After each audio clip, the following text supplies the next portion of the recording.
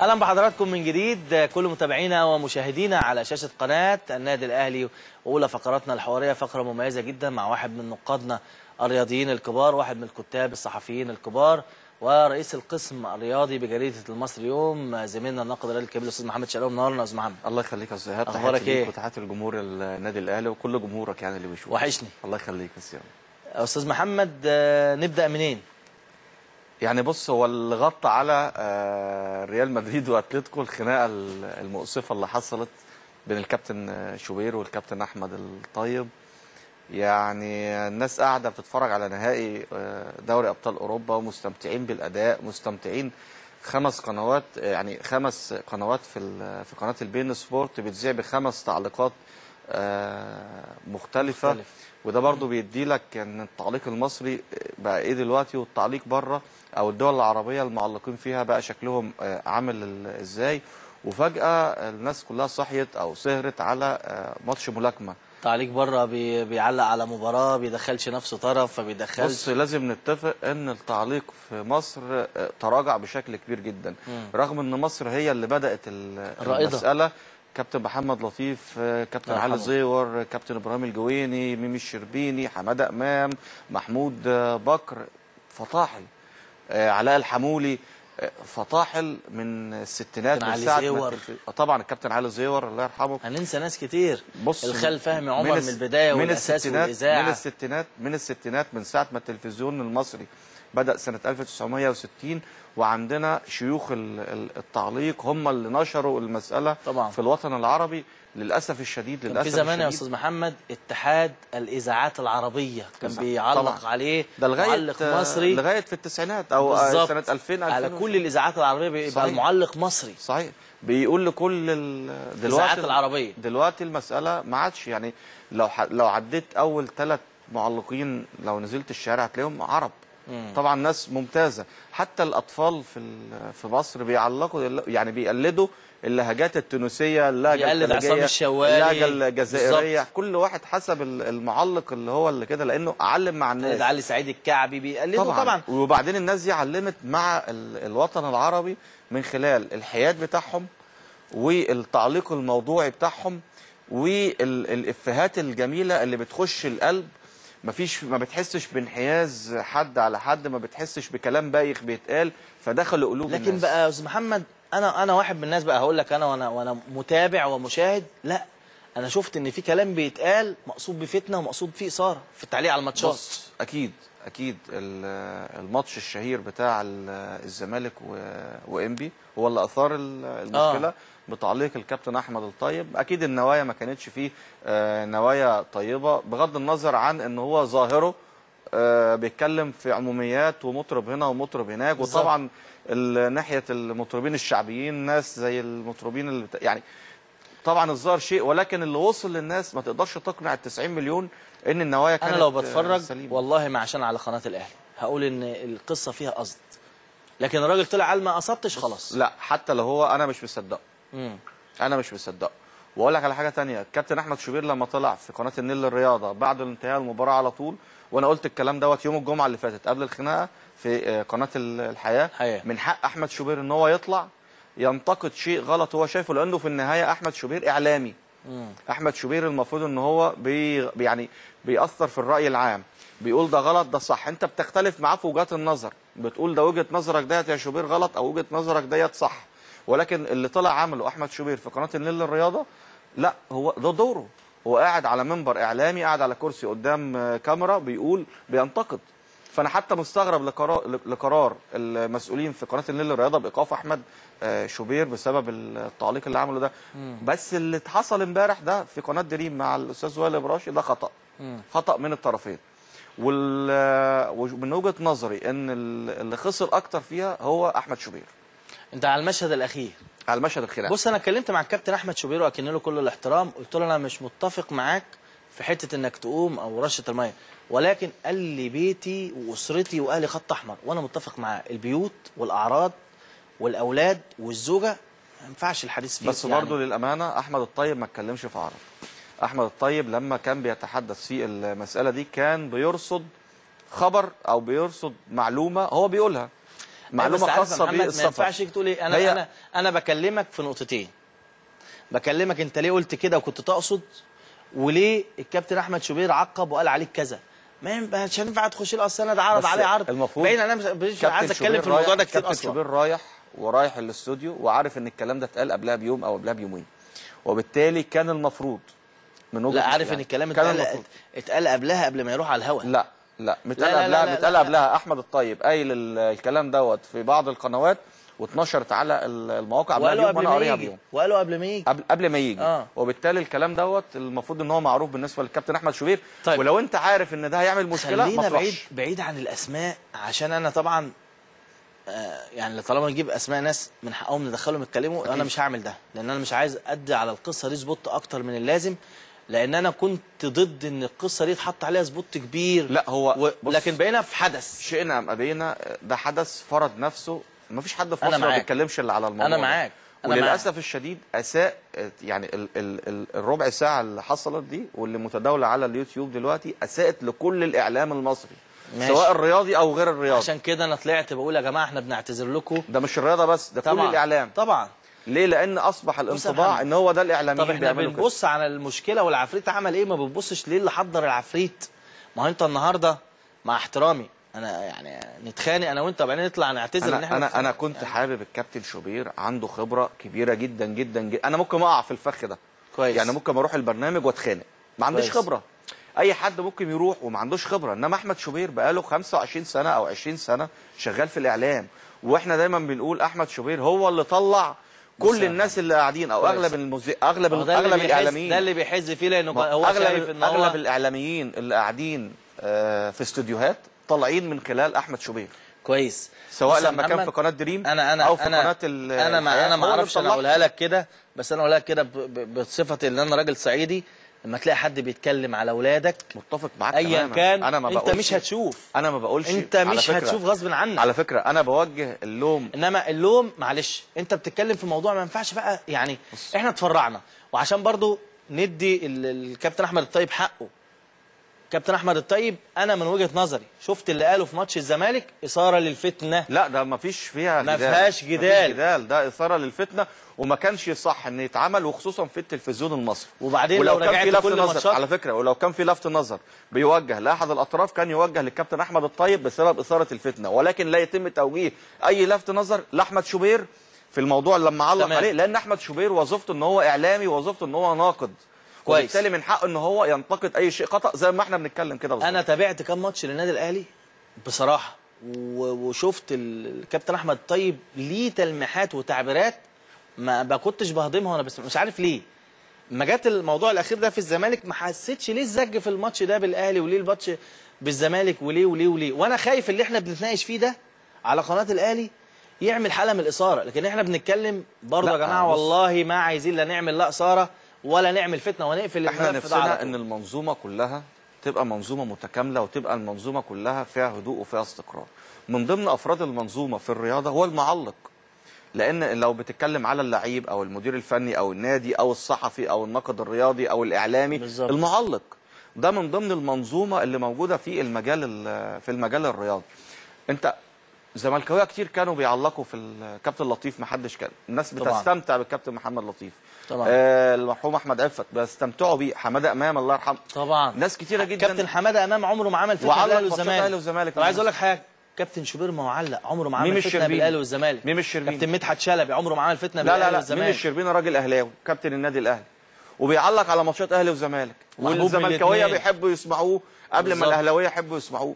يعني اذا المساله انت بتتكلم على خلل معين، خدت بالك من حقك ان انت تنتقده بدون انت بتتكلمش على فتنه او يعني قصه. عشان كده انا كنت متعجب للي كانوا بيقارنوا في ساعتها بالموقف شوبير وموقف احمد الطيب، طبعا مع حفظ الالقاب للاثنين. ان شوبير ناقد واعلامي من حق ان هو ينتقد زي ما احنا بننتقد بالظبط، عكس احمد الطيب اللي هو من وجهه نظري يعني ايه خرج عن دوره محدد يا استاذ محمد. هيحل الماتش هيقول فلان وفلان القصه رايحه فين وجايه منين. بس اللي حصل امبارح خطا من الطرفين، الاطراف الثلاثه. خلينا نتكلم الاعلام المصري كله بلا استثناء هو الخاسر الوحيد فيه، لان صوره الاعلام اتهزت عند الراي العام بغض النظر عن الاسباب، وبغض النظر عن اي حاجه أنا متفق حصلت معاك. لان احنا نفسنا الامور تهدى وما يبقاش الاعلاميين طرف في اي مشكله. طيب انت هتشاركنا في الهاشتاج بتاعنا لا للتعصب لا للفتنه، كلنا نحط ايدينا في ايدين بعض يا جماعه؟ مفيش حد طبعا يكره البتاع ده، ولكن تطبيقه على ارض كويس. الواقع. على فكره الكابتن شوبير الاسبوع اللي فات كان كاتب مقاله في المصري اليوم: الفتنه نائمه لعن الله من ايقظها، على فتنه التعصب. كان قبل موضوع حسام غالي واسامه نبيه، وهو اللي كان بينتقد بشده الحاله اللي حصلت والازمه اللي حصلت واثاره المساله وتحويلها لمشكله بين النادي الاهلي وبين نادي الزمالك لمجرد خلاف بين لعيب ومدربه في وده اللي هو لحقوا على الهوا وقال يا جماعه خلوا بالكم، واتكلم فيها ولحقوا على الهوا. ولكن للاسف الشديد هو وقع في الفخ بتاع يعني ايه، يعني للاسف ما كنتش اتمنى ان هو انه يظهر بهذا الشكل. تمام. لان تمام. انا يعني ايه، احمد شوبير بينتقد الالتراس في خروجهم عن النص، تمام، وبينتقدهم في الخناقات او البتاع العنف او الكلام دوت، وفي مسؤولين في انديه برضه بينتقدها علشان اللي هي بتخرج عن النص. فما ينفعش ان هو كمان يبقى من الناس اللي خرجت عن هكرر لك تاني عندما تعرض بغض النظر لاسرتك، بغض النظر انا متفق معاك، يتعرض لاسرتك القصه انت الموضوع عندك لازم يختلف. يا ايهاب انا جاي لك في الكلام. بغض النظر عن السبب اللي دفعه ان هو يعمل كده، لكن الشكل كان وحش. كنت اتمنى ان هو يتمالك اعصابه او ما يروحش الحلقه دي، ولكن في النهايه المردود سلبي على الاعلام المصري. تمام، انا معاك، واقف عند المردود سلبي على الاعلام المصري كله. عشان كده بنقول يا جماعه لا للتعصب لا للفتنه. في هذا التوقيت بعض الانديه في نادي الزمالك مع رئيس ينتقد شيء غلط هو شايفه، لانه في النهايه احمد شوبير اعلامي. احمد شوبير المفروض ان هو يعني بيأثر في الراي العام، بيقول ده غلط ده صح، انت بتختلف معاه في وجهات النظر، بتقول ده وجهه نظرك ديت يا شوبير غلط او وجهه نظرك ديت صح. ولكن اللي طلع عمله احمد شوبير في قناه النيل للرياضه، لا، هو ده دوره، هو قاعد على منبر اعلامي، قاعد على كرسي قدام كاميرا بينتقد. فانا حتى مستغرب لقرار المسؤولين في قناه النيل للرياضه بايقاف احمد شوبير بسبب التعليق اللي عمله ده. بس اللي حصل امبارح ده في قناه دريم مع الاستاذ وائل ابراشي ده خطا من الطرفين. ومن وجهه نظري ان اللي خسر اكتر فيها هو احمد شوبير. انت على المشهد الاخير، على المشهد الخلافي. بص، انا اتكلمت مع الكابتن احمد شوبير واكن له كل الاحترام، قلت له انا مش متفق معاك في حته انك تقوم او رشه الميه، ولكن قال لي بيتي واسرتي واهلي خط احمر، وانا متفق معاه. البيوت والاعراض والاولاد والزوجه ما ينفعش الحديث فيه. بس برضه يعني للامانه احمد الطيب ما اتكلمش في عرض. احمد الطيب لما كان بيتحدث في المساله دي كان بيرصد خبر او بيرصد معلومه هو بيقولها، معلومه خاصه بالسفر. ما ينفعش تقول ايه، انا بكلمك في نقطتين، بكلمك انت ليه قلت كده وكنت تقصد، وليه الكابتن احمد شوبير عقب وقال عليك كذا. مش هينفع تخش له، اصل انا اتعرض عليه عرض. المفروض انا مش عايز اتكلم في الموضوع ده كتير اصلا. كابتن شوبير رايح الاستوديو وعارف ان الكلام ده اتقال قبلها بيوم او قبلها بيومين، وبالتالي كان المفروض من وجهه عارف ان الكلام اتقال قبلها قبل ما يروح على الهوا.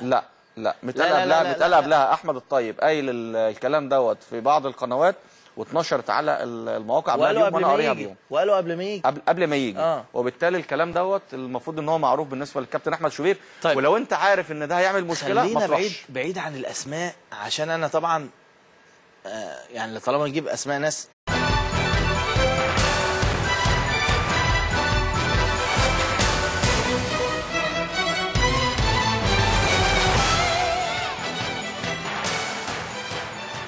اهلا بحضراتكم من جديد كل متابعينا ومشاهدينا على شاشه قناه النادي الاهلي.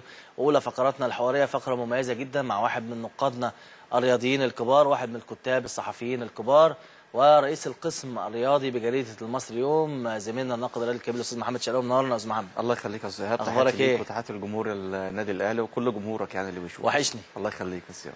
استاذ محمد، نبدا منين؟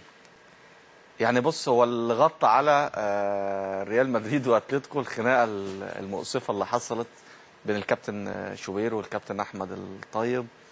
يعني الناس قاعده بتتفرج على نهائي دوري ابطال اوروبا ومستمتعين بالاداء، مستمتعين 5 قنوات، يعني 5 قنوات في قناه البين سبورت بتذيع ب5 تعليقات مختلفه. وده برضو بيدي لك ان التعليق المصري بقى ايه دلوقتي، والتعليق بره او الدول العربيه المعلقين فيها بقى شكلهم عامل ازاي.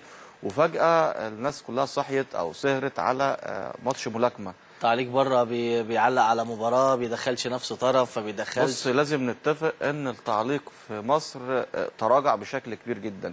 رغم ان مصر هي اللي بدات المساله.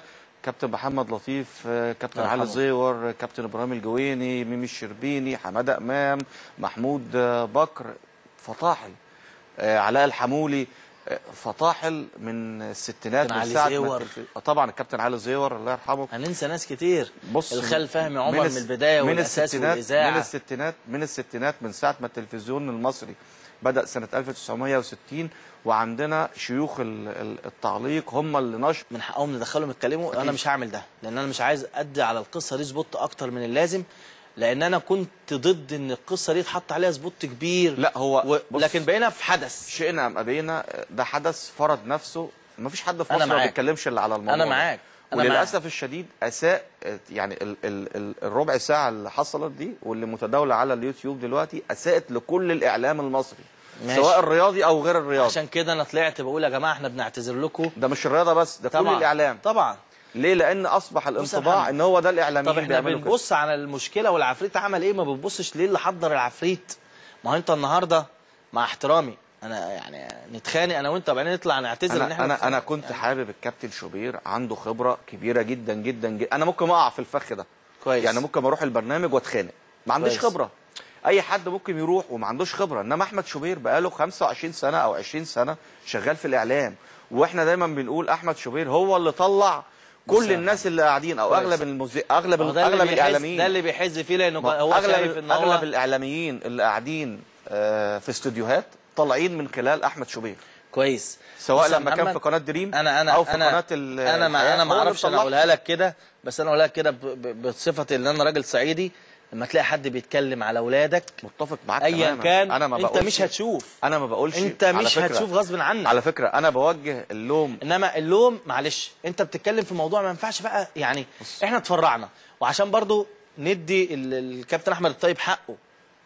كابتن احمد الطيب انا من وجهه نظري شفت اللي قاله في ماتش الزمالك اثاره للفتنه. لا ده ما فيش فيها جدال، ما فيهاش جدال، ده اثاره للفتنه وما كانش صح ان يتعمل، وخصوصا في التلفزيون المصري. وبعدين لو كان في لفت نظر على فكره، ولو كان في لفت نظر بيوجه لاحد الاطراف كان يوجه للكابتن احمد الطيب بسبب اثاره الفتنه، ولكن لا يتم توجيه اي لفت نظر المساله طبعا. في الوطن العربي للاسف الشديد. كان في زمان يا استاذ محمد اتحاد الاذاعات العربيه كان بيعلق طبعا. عليه ده معلق مصري لغايه في التسعينات او سنه 2000 على كل الاذاعات العربيه بيبقى المعلق مصري. صحيح، بيقول لكل الاذاعات العربيه. دلوقتي المساله ما عادش يعني لو عديت اول 3 معلقين لو نزلت الشارع هتلاقيهم عرب.